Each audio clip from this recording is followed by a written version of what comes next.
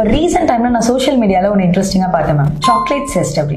ஆனா அது என்னன்றது எங்களுக்கு தெரியல, நீங்க கொஞ்சம் டீட்டெயிலா எக்ஸ்பிளைன் பண்ண முடியுமா? சாக்லேட்னா எல்லாரும் சாப்பிட்ற சாக்லேட் தெரியும், பட் இந்த மாதிரி ஒரு சாக்லேட் சிஸ்டும் இருக்கு, அது ரொம்ப கம்மி பேருக்கு தெரியும். ஒரு பேஷண்ட்க்கு எப்படின்னா வெஜைனால இருந்த ப்ளீடிங் வெளியில் வரும், பட் சில டைம் என்ன நடக்கும், ப்ளீடிங் பேக் ஃப்ளோ ரிட்ரோகிரேட் மென்ஸ்ட்ரேஷன் ஆகி இந்த ஃபெலோப்பியன் டியூப் மூலமா இந்த ஓவரியில பட ஆரம்பிக்கும்.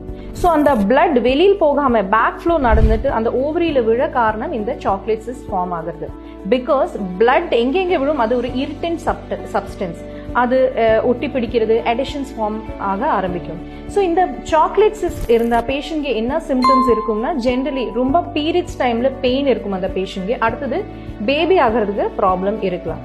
ஸோ ஒரு பேஷண்ட்க்கு சாக்லேட் சிஸ்ட் இருக்கா இல்லையா அது எப்படி தெரிஞ்சுக்கலாம்? அது ஒரு அல்ட்ராசவுண்ட், டிரான்ஸ்வெஜைனல் அல்ட்ராசவுண்ட் பண்ணியா யூஸ்வலி அந்த பேஷண்ட்க்கு சிஸ்ட் இருக்கா இல்லையா தெரிஞ்சுக்கலாம்.